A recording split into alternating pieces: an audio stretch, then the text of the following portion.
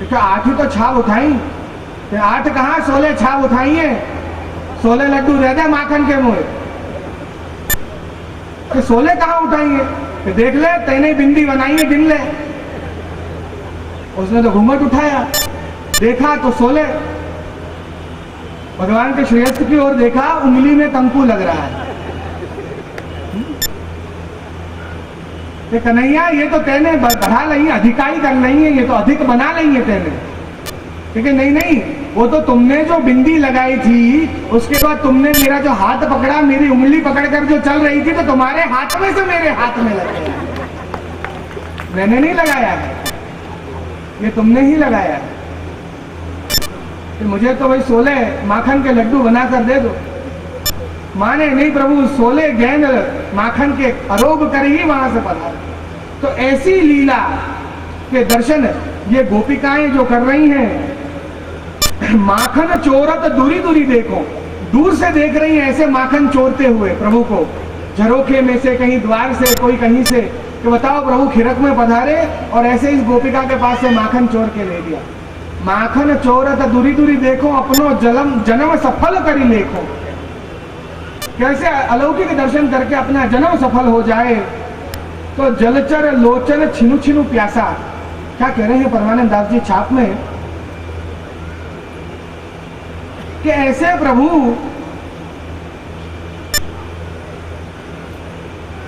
मछली जो है वो जल में रहकर तड़पती है, ऐसा कभी सुना है?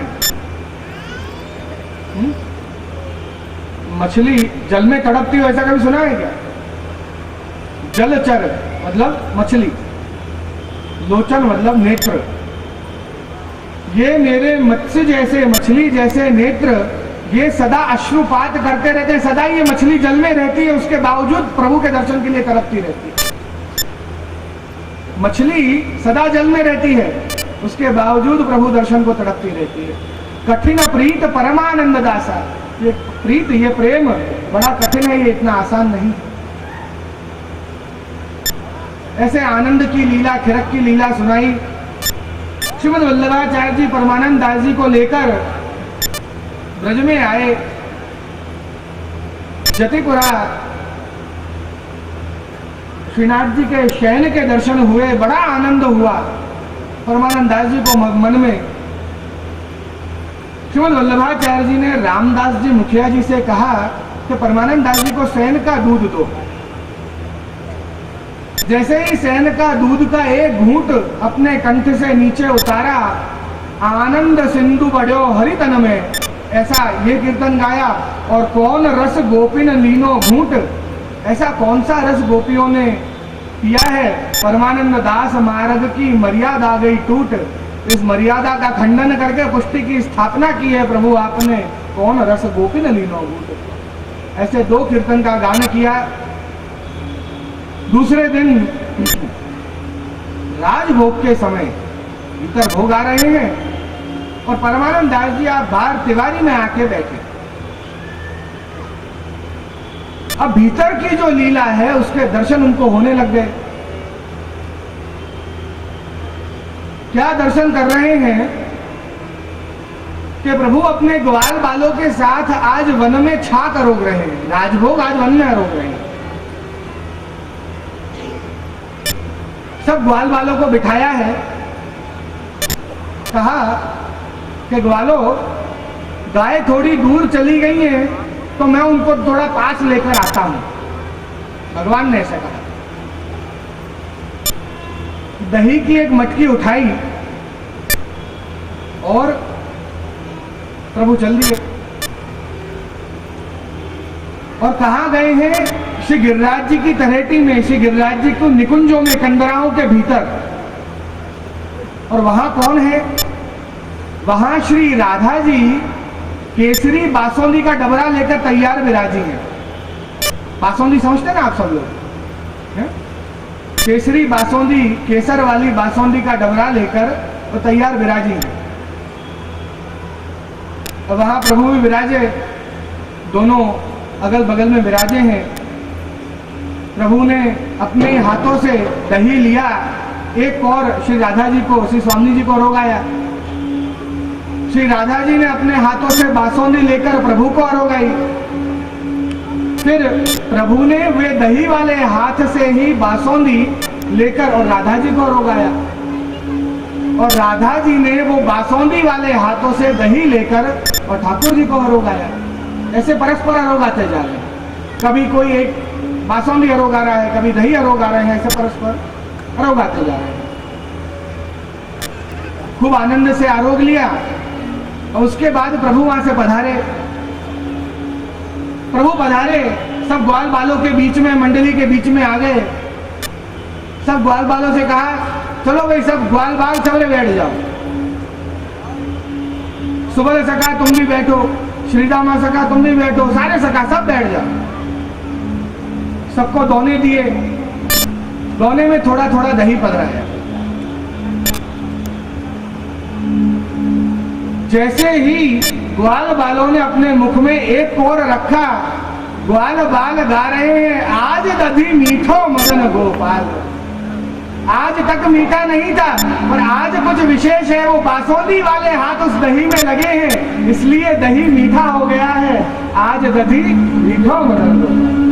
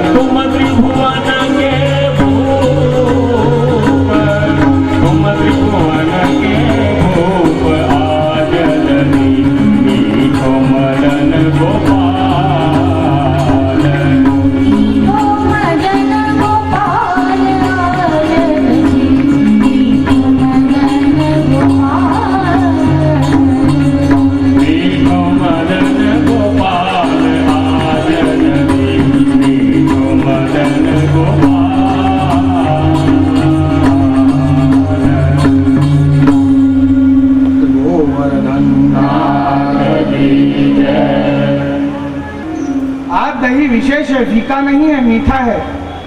ऐसा क्यों प्रभु?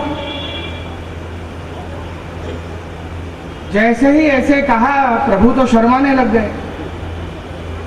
अरे ये तो श्री राधा जी के श्रेष्ठ का, राधा जी का जो बासुंदी वाला श्रेष्ठ है वो हाथ इसमें लग गया, इसलिए ये मीठा हो गया है। ये कन्हैया तू तो गायन में बटोरवे गए हो ना, गाय कहाँ है? भगवान कह रहे हैं कि वहां जरा घास अच्छी हरी हरी थी, इसलिए गायों को फिर मैं वहीं छोड़ा है। कि ये जो तेरा अधरामृत है ना कन्हैया, मुझे बहुत पसंद है, हमें बहुत अच्छा लग रहा है। भावत मोहे तिहारो झूठो, आज दही मीठा है। भगवान शर्माते जा रहे हैं। चंचल नयन विशाल, ऐसे कहा। जब शर्मा रहे हैं तो नेत्र चंचल हो गए हैं, कभी नीचे देख रहे हैं, कभी इधर देख रहे हैं, कभी उधर देख रहे हैं, बाल बालों से नजर नहीं मिला पा रहे हैं। तो हे चंचल नयन विशाल, हमें पता है आप कहाँ गए थे, आप कोई गायों वायों को लेने नहीं गए थे, आप शर्मा रहे हो, उसी से पता चल रहा है।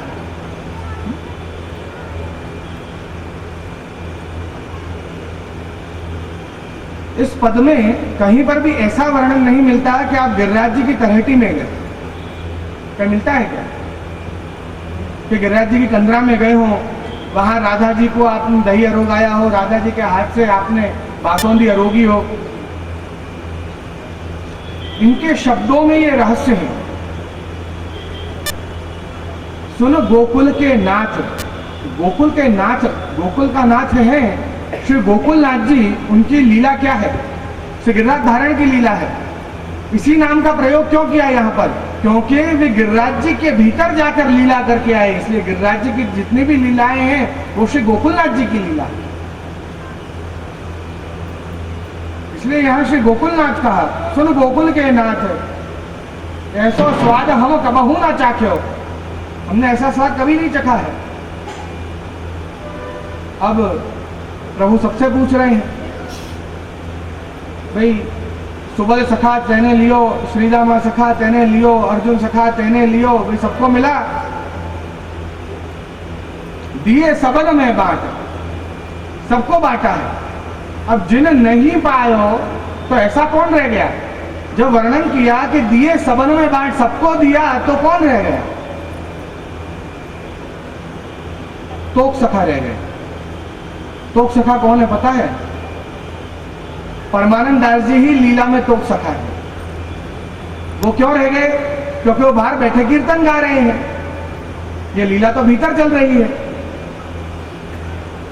कि तोक सखा तेने लियो, कि ना है प्रभु मोए ना मिलो, तो ले मेरी हथेली चाह। श्रीनाथ जी ने अपनी हाथ आगे कर दिया, मेरे हाथ में से चाह, अपने हाथ से अरोग आ रहे हैं। परमानंद दास जी को क्या आनंद है देखो, कि जिन नहीं पाया सुन मेरे भैया, ये श्रीनाथ जी बोल रहे हैं ये वाक्य को, परमानंद दास जी नहीं। जिन नहीं पाया सुन मेरे भैया, मेरी हथेली चाट, जिसको नहीं मिला है वो मेरे हाथ से चाट कर ले दो। ऐसे अलौकिक दर्शन परमानंद दास जी को श्रीनाथ जी ने कराए जतिपुरा में, श्री गिरिराज जी ने अनेक लीलाएं प्रभु ने परमानंद दास जी के संग की। नंद महोत्सव आया, बधाई को दिन नीको, आज यह कीर्तन का गान किया। जन्माष्टमी के दिन तिलक आदि हुए। नंद महोत्सव के दिन हेरी है, आज नंद राय के आनंद भयो है। जब इस पद का गान परमानंद दास जी ने किया, इस पद का गान करके परमानंद दास जी श्री नवनीत प्रिया जी को दंडवत करके और अपनी कुटीर की ओर चले। नंद महोत्सव पूर्ण हुआ, सुरभि कुंड पे उनकी कुटिया है, वहां गए। श्री गोसाई जी ने पूछा परमानंद दास जी कहाँ गए? सभी वैष्णवों ने कहा कि वे तो दंडवत करके अपने कुटिया में पधारे। श्री गोसाई जी वेग ही आए, सात वैष्णवों को लेकर परमानंद दास जी से मिलने आए। परमानंद दास जी को प्रश्न किया, परमानंद दास, यह समय तुम्हारा चित्त कहाँ है?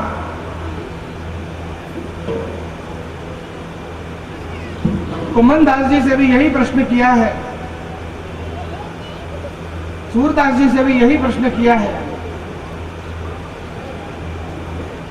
गुरु का ये कार्य है कि गति में उनके जो शिष्य हैं उनको गति में कोई अवरोध ना आए। गुरु का धर्म है कि अपने शिष्य को प्रभु की प्राप्ति करवाए। अंतिम समय यदि तुम्हारा चित्त कहीं लौकिक में डोल रहा हो तो तुम्हारी गति भी लौकिक में ही होती है। इसलिए उस चित्त को लौकिक में से खींचकर और अलौकिक में लगाने के लिए श्री गोसाई जी ने पूछा, परमानंद दास, या समय तुम्हारा चित्त कहाँ है? और परमानंद दास जी आवनी की लीला का पद गा रहे हैं। राधे जो बैठी तिलक सवारे, सुंदर पद का गान किया। परमानंद दास जी गा रहे हैं कि मृग नयनी कुसुमायुध सरधर, मृग जैसे नेत्र वाली श्री राधा जी एक बड़ा दर्पण सन्मुख में लगा हुआ है, उसमें देख कर और अपनी टीकी ठीक कर रही है, अपने कुंडल ठीक कर रही हैं, अपनी चूड़ियां ठीक कर रही हैं,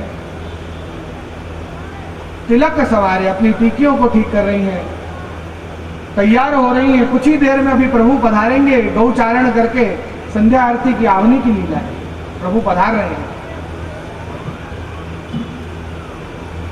सुंदर अंजन अंजाए है नेत्रों में, मृग नयनी, मृग जैसे नेत्रों वाली, चंचल नेत्रों वाली, कुसुम आयुध सरधर। कुसुम आयुध मतलब कामदेव का आयुध, कामदेव का धनुष। ये जो भ्रुकुटी है वो कामदेव का धनुष है और ये जो नेत्र हैं ये कामदेव के बाण हैं। ऐसे सुंदर अंजन अंज के कटाक्ष नेत्र किए हैं, जैसे ही प्रभु पधारेंगे उन पे नेत्र कटाक्ष करेंगे और प्रभु को मोहित कर लेंगे। मृग नयनी कुसुमायुध सरधर, नंद नंद को रूप विचारत, नंद के नंदन भगवान श्री कृष्ण का रूप विचार रही है मन में, उनका रूप विचारते विचारते तैयार हो रही है। प्रभु को अपने चित्त में रख के तैयार हो रही है। किसको मोहित करना है? लौकिक पति को नहीं, अलौकिक परब्रह्म को। और जब हम प्रभु के लिए तैयार होते हैं तो प्रभु का तेज अपने अंदर आता है, उसका सौंदर्य प्रभु हमें देते हैं। हम ऑफिस के लिए स्नान करके तैयार नहीं हो रहे हैं, हम प्रभु की अपरस में सेवा में जाने के लिए स्नान करके तैयार हो। पूरा जीवन प्रभुमय बना दो। हम खा किस लिए रहे हैं? जिससे हमें सेवा करने की शक्ति मिले। फिर भले ही आप लौकिक का कार्य कर रहे हो, पर मन में भावना ये रखो कि हमारे शरीर में बल मिले और उस बल से हम प्रभु की सेवा दौड़ दौड़ कर सकें। जब ऐसी भावना रहेगी तो शरीर निरोगी बनेगा, क्योंकि प्रभु के लिए है।